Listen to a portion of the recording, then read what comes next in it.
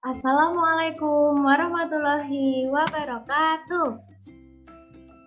Waalaikumsalam warahmatullahi wabarakatuh. Warahmatullahi. Selamat pagi anak-anak. Gimana kabarnya pada pagi hari ini? Semuanya sehat? Alhamdulillah baik, Bu. Sehat, Ibu. Alhamdulillah. Sebelum itu Ibu ingin presensi terlebih dahulu ya. Nanti yang Ibu panggil silahkan mengangkat tangan. Anggita Sufi. Baik, kemudian Nadia Miftahul Jannah. Baik, kemudian Sela Noventia. Hadir, Bu. Baik, hari ini semuanya hadir ya, alhamdulillah. Nah, sebelum kita memasuki pembelajaran pada pagi hari ini, alangkah baiknya kita berdoa terlebih dahulu. Silahkan salah satu memimpin doa. Silahkan untuk Mbak Sela. Baik, teman-teman. Sebelum kita memulai pembelajaran pada hari ini, mari kita berdoa. Berdoa mulai. Berdoa cukup. Terima kasih Mbak Sela yang sudah memimpin doa. Kemudian, untuk menambah semangat anak-anak pada pagi hari ini dan menumbuhkan jiwa nasionalis pada diri anak, kita menyanyikan lagu nasional yaitu yang berjudul Satu Nusa Satu Bangsa. Yuk semuanya dihidupkan dulu mic-nya. Yuk kita nyanyi bareng-bareng ya. 1, 2, 3. Satu Nusa Satu Bangsa, satu bangsa. Baik, terima kasih anak-anak. Kemudian, ada yang masih ingat nggak kita minggu lalu belajar tentang apa nih? Yang masih ingat? Ide pokok, Bu. Benar, pintar sekali Mbak Zela. Nah, hari ini kita akan belajar mengenai melanjutkan materi dari minggu kemarin. Sebentar Ibu share screen-kan materinya terlebih dahulu ya.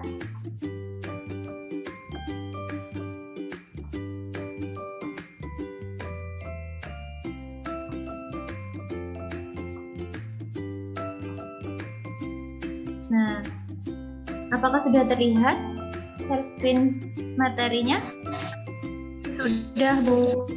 Ya, baik. Nah, hari ini kita akan belajar tentang tema 5 yaitu ekosistem, subtema 1, komponen ekosistem, pembelajaran kelima. Adapun tujuan pembelajaran pada pembelajaran kali ini yaitu peserta didik dapat mengidentifikasi dan menentukan pokok pikiran dan informasi penting yang terdapat dalam teks. Kemudian, peserta didik dapat membuat sebuah peta pikiran tentang pokok pikiran dalam informasi penting yang terdapat dalam teks. Setelah itu, peserta didik juga dapat mempresentasikan peta pikiran berdasarkan pokok pikiran dan informasi penting yang terdapat dalam teks bacaan. Nah, sebelumnya Ibu ingin tanya nih, apakah kalian pernah melihat hewan yang kalian ditemui di lingkungan tempat tinggalmu? Ada apa aja? Coba sebutkan. Ayam, Bu. Iya benar, selain ayam, ada hewan apa lagi di lingkungan sekitar? Kucing. Iya, kucing. Ada lagi mungkin Mbak Nadia? Di lingkungan sekitar tempat tinggalnya Mbak Nadia ada hewan apa aja? Kupu-kupu, Bu. Iya benar. Nah, dari hewan-hewan yang telah disebutkan anak-anak tadi, apakah kalian pernah berpikir bagaimana sih proses hidup hewan-hewan tadi dari hidupnya? Nah, di sini makhluk hidup itu memiliki ciri dapat tumbuh dan berkembang, termasuk hewan.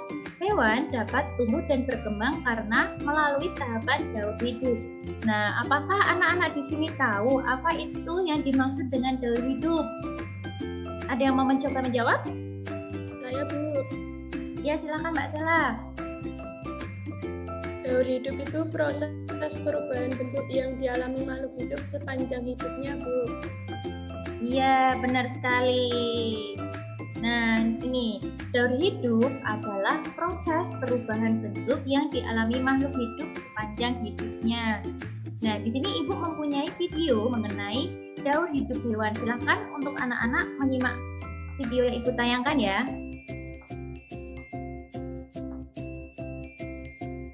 Hai teman pintar, hari ini Ipo, Lula, dan Gol berlibur ke kampung halaman Nenek Oceng.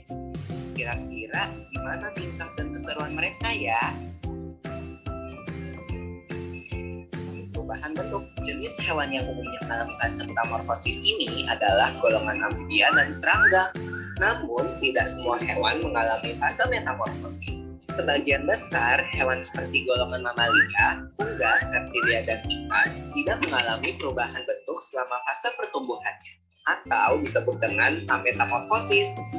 Tapi mengalami metamorfosis atau enggak, setiap makhluk hidup akan mengalami fase pertumbuhan dari lahir, lalu bertumbuh dewasa dan kembali menghasilkan keturunan. Fase pertumbuhan berulang-ulang yang dilalui makhluk hidup dinamakan daur hidup. Lula, Pipo, Bol, kalian lagi ngapain? Ayo sini. Khusus ya? Wah, pertanyaan bagus, Bo. Walau anak ayam menetas dengan bulu-bulu yang halus, seiring pertumbuhannya, bulu-bulu halus itu menjadi bulu-bulu seperti induknya.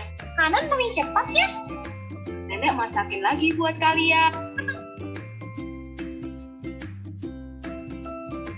Nah, begitu tadi video yang Ibu tampilkan mengenai daur hidup hewan. Ayo, siapa yang mau berpendapat? Tadi videonya berisi tentang apa nih? Yuk, siapa yang mau berpendapat mengenai isi dari video yang telah Ibu tayangkan tadi? Saya, Bu. Ya, silakan Mbak Sela. Tadi tentang metamorfosis dan ametamorfosis. Metamorfosis itu ada dua, ya, metamorfosis sempurna dan metamorfosis tidak sempurna. Iya, pintar sekali. Berarti Mbak Sela tadi memperhatikan ya. Nah, di sini akan Ibu jelaskan kembali mengenai daur hidup hewan. Yang pertama itu ada hewan yang tidak bermetamorfosis atau hewan yang mengalami ametamorfosis. Nah, apa itu hewan yang tidak mengalami metamorfosis? Nah, jadi penjelasannya yaitu hewan tanpa metamorfosis memiliki bentuk tubuh yang sama dari lahir hingga dewasa, hanya mengalami perubahan ukuran tubuhnya saja. Nah, kita lihat di sini ini ada contoh kucing, ada anak kucing dan induk kucing. Nah, keduanya ini memiliki bentuk tubuhnya sama. Nah, yang membedakan hanya ukuran tubuhnya saja. Jadi, kucing itu tidak mengalami metamorfosis. Kemudian kita membahas mengenai daur hidup hewan yang mengalami metamorfosis. Tadi kata Mbak Sela, metamorfosis itu dibagi menjadi dua, Bu. Ada metamorfosis sempurna dan metamorfosis tidak sempurna. Kita bahas dulu ini yang metamorfosis sempurna. Pengertiannya yaitu bentuk tubuh hewan sangat berbeda antara bentuk baru menetas dan bentuk dewasanya. Kita lihat di sini ada contoh gambar apa ini, anak-anak? Kupu-kupu. Iya, benar sekali. Nah, kalau kita lihat di sekeliling kita, kupu-kupu itu biasanya kalau hinggap di tanaman atau di pohon kan dia itu bertelur. Nah, dari telur menetas menjadi apa kalau kupu-kupu ya? Jadi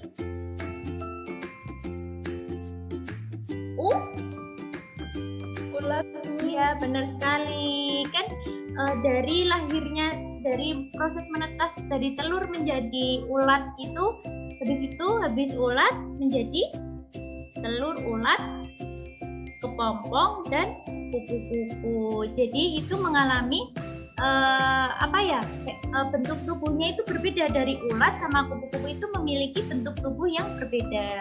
Begitu. Jadi dinamakan metamorfosis sempurna karena bentuk tubuh hewan dari lahir dan dewasa itu memiliki perbedaan yang sangat terlihat gitu.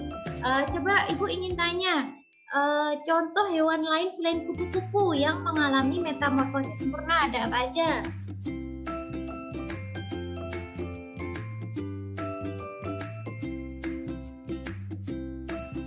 Ayo Ayo, apa aja yang mengalami metamorfosis sempurna? Yang suka menggigit di tubuh itu apa ya?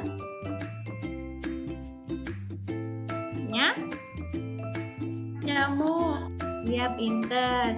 Yang mengalami metamorfosis sempurna itu ada kupu-kupu, nyamuk, dan juga katak.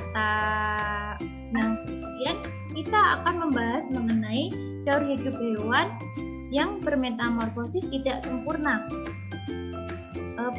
Hewan yang mengalami metamorfosis tidak sempurna itu bentuk hewan mudanya itu tidak berbeda dengan bentuk dewasanya melalui tahapan peralihan yang disebut nimfa. Nimfa itu adalah bentuk tubuh hewan ketika muda dan dewasa itu tidak jauh berbeda. Seperti kita lihat di sini ada gambar apa ini ya di sini? Gambar Belalang. Iya, benar sekali, belalang. Belalang kecil sama belalang dewasa itu bentuk tubuhnya sama atau berbeda? Sama, Bu. Ya, benar sekali. Jadi itu yang dinamakan metamorfosis tidak sempurna karena memiliki bentuk tubuh hewan muda dan hewan dewasanya itu tidak jauh berbeda. Kalau Ibu tanya, contoh lain dari hewan yang mengalami metamorfosis tidak sempurna selain belalang ada apa aja? Ada hewan?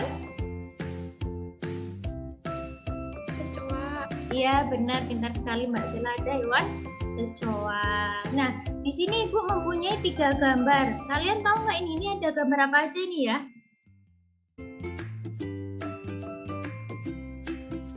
Ada gambar burung.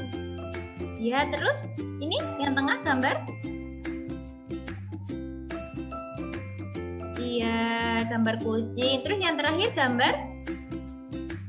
Ular. Iya, pintar. Nah, sekarang kalian mendapat tugas yaitu untuk menguraikan daur hidup dari ketiga hewan yang Ibu tampilkan ini. Nanti LKPD-nya sudah Ibu kirim melalui WhatsApp group. Nanti silakan dikerjakan ya dan dikumpulkan minggu depan. Nah, kemudian kita akan membahas mengenai peta pikiran. Nah, apa itu peta pikiran? Peta pikiran merupakan suatu cara mencatat yang biasanya disajikan berbentuk cabang seperti pohon. Nah, gimana sih Bu cara membuat peta pikiran tersebut? Nah, di sini akan Ibu jelaskan mengenai cara menguraikan informasi dengan peta pikiran. Yang pertama yaitu menentukan ide pokok setiap paragraf dari teks. Nah, di minggu kemarin kita sudah belajar mengenai menentukan ide pokok. Nah, setelah kita menemukan ide pokok, barulah kita dapat membuat daftar pertanyaan menggunakan kata tanya 5W1H, yaitu ada apa, siapa, di mana, kapan, mengapa, dan bagaimana. Nah, setelah kita membuat daftar pertanyaan, kita dapat menuliskan informasi penting tersebut dalam bentuk peta pikiran. Nah, di sini Ibu mempunyai bacaan teks yang dapat kalian lihat di buku tematik halaman 38. Sekarang silakan dicermati dulu bukunya. Silakan dibaca dari atas sampai bawah. Nah, semuanya sudah membacanya? Sudah, Bu. Nah, tadi cara membuat peta pikiran tadi yang pertama kita menentukan ide pokoknya terlebih dahulu. Anak-anak sudah bisa menentukan ide pokoknya. Kemudian kita membuat daftar pertanyaan berdasarkan teks agar memudahkan kita untuk membuat peta pikiran. Nah, di sini Ibu sudah membuat daftar pertanyaan, yaitu pertanyaan pertama, apa yang dimaksud dengan daur hidup? Kemudian ada berapa jenis metamorfosis yang ada, dan pertanyaan terakhir yaitu bagaimana proses daur hidup dari kupu-kupu. Nah, pertanyaan di sini itu harus berada di teks yang ada di sebelah sini. Jadi harus konkret ya anak-anak, nggak boleh pertanyaannya itu di luar dari teks yang tertera. Nah, cara membuat peta pikiran yang pertama kita menuliskan dulu di sini adalah judulnya sama di sini yaitu daur hidup hewan. Kemudian kita menjawab pertanyaan yang nomor 1 tadi. Ayo yang pertama siapa yang mau menjawab? Apa yang dimaksud dengan daur hidup? Saya Ibu. Daur hidup adalah tahapan pertumbuhan dan perkembangan suatu hewan. Iya, benar sekali. Jadi kita tadi setelah membuat judul yang kita taruh di tengah-tengah sini, kita membuat cabang. Cabangnya ke atas nih. Cabang pertama yaitu menjawab pertanyaan pertama. Yang dimaksud dengan daur hidup adalah tahapan pertumbuhan dan perkembangan suatu hewan. Kemudian siapa yang mau menjawab pertanyaan kedua, yaitu berapa jenis metamorfosis yang ada? Ayo, siapa yang mau menjawab? Saya, Bu. Silakan Mbak Nadia.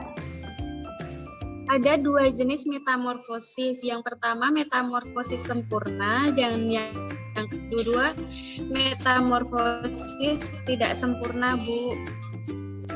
Iya, benar sekali. Jadi setelah kita membuat cabang pertama tadi yang dijawab oleh Mbak Anita, kita membuat cabang yang kedua nih, yaitu dari pertanyaan kedua yang sudah dijawab oleh Mbak Nadia. Benar. Jenis metamorfosis yang ada di dalam teks yaitu ada 2, yaitu metamorfosis sempurna dan metamorfosis tidak sempurna. Nah, ini ada pertanyaan yang terakhir. Bagaimana proses daur hidup kupu? Ayo, siapa yang mau menjawab lagi?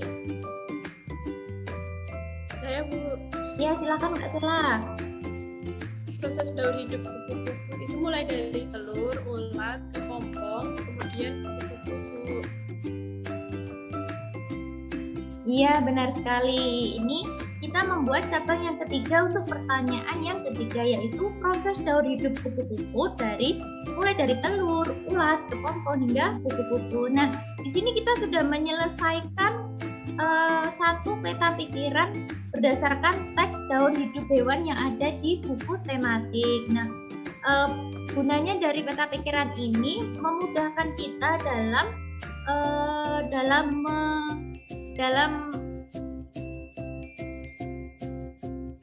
adanya peta pikiran di sini memudahkan kita dalam memahami suatu teks yang ada yang sudah kita baca. Nah, untuk tugasnya silahkan kalian membuka LKPD yang telah Ibu share di grup WA mengenai teks non-fiksi. Kemudian nanti kalian akan membuat peta pikiran berdasarkan teks. Dan tugasnya tersebut dapat dikumpulkan melalui WA Ibu atau bisa melalui grup WhatsApp. Begitu ya anak-anak, apakah ada yang ingin ditanyakan? Atau sudah jelas? Sudah jelas, Bu. Iya, wah, ini sudah tidak terasa ya, pertemuan ini sudah selesai, pertemuan di minggu ini. Jangan lupa untuk mengerjakan tugas yang telah Ibu berikan. Nah, tadi selama 35 menit pembelajaran kita sudah belajar apa saja? Ada yang masih ingat? Daur hidup hewan, Bu. Iya, daur hidup hewan. Dan yang terakhir tadi kita sudah belajar mengenai membuat apa tadi? Yang Peta pikiran. Nah, benar sekali. Hari ini kita sudah belajar mengenai daur hidup hewan dan peta pikiran. Pintar semua ya. Dan jangan lupa untuk mengerjakan tugas yang telah Ibu berikan. Baik, mungkin sekian dari Ibu pembelajaran pada pagi hari ini. Silakan untuk Mbak Sela untuk memimpin doa. Baik, Bu. Teman-teman, sebelum kita mengakhiri pembelajaran hari ini, mari kita berdoa. Berdoa mulai. Doa cukup. Baik, mungkin hanya sekian yang dapat Ibu sampaikan dan kita berjumpa lagi di pertemuan selanjutnya. Jaga kesehatan ya anak-anak. Sekian dari Ibu, billahi taufik wal hidayah. Wassalamualaikum warahmatullahi wabarakatuh. Waalaikumsalam warahmatullahi wabarakatuh. Wabarakatuh.